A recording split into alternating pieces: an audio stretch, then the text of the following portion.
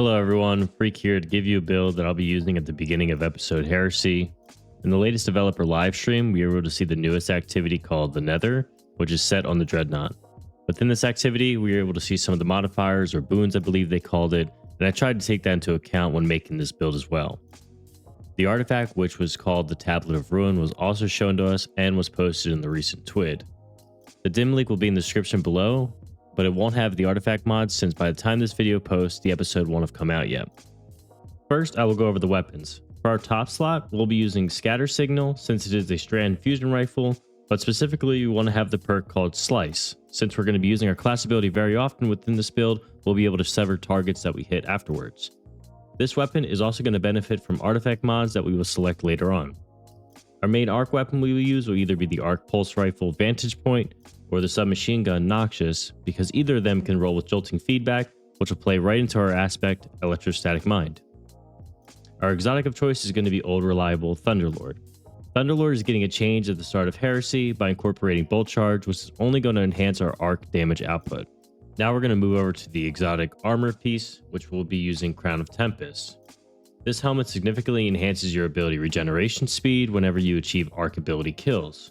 Pair very well with the weapons that we have, like we said with Jolting Feedback, and since we're on arc primarily anyway, it's going to thrive off of this as well. For the aspects, we're going to be using Electrostatic Mind and Arc Soul.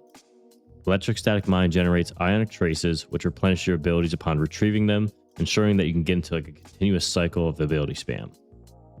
Arc Soul provides an additional arc companion that targets enemies, contributing consistent damage without you having to focus on every enemy, which is really helpful in enemy dense encounters. Regarding the fragments, this build incorporates Discharge, Resistance, Shock, and Ions. Discharge has the ability to produce ionic traces when defeating a target with an arc weapon, which complements Electrostatic Mind very well. Resistance just grants you additional resilience when surrounded by multiple enemies. Shock allows for your grenades to provide jolt, and again, which that pairs very well with Electrostatic Mind. And Ions generate additional ionic traces upon defeating jolted targets. Now, let's incorporate the new artifact mods to enhance this build.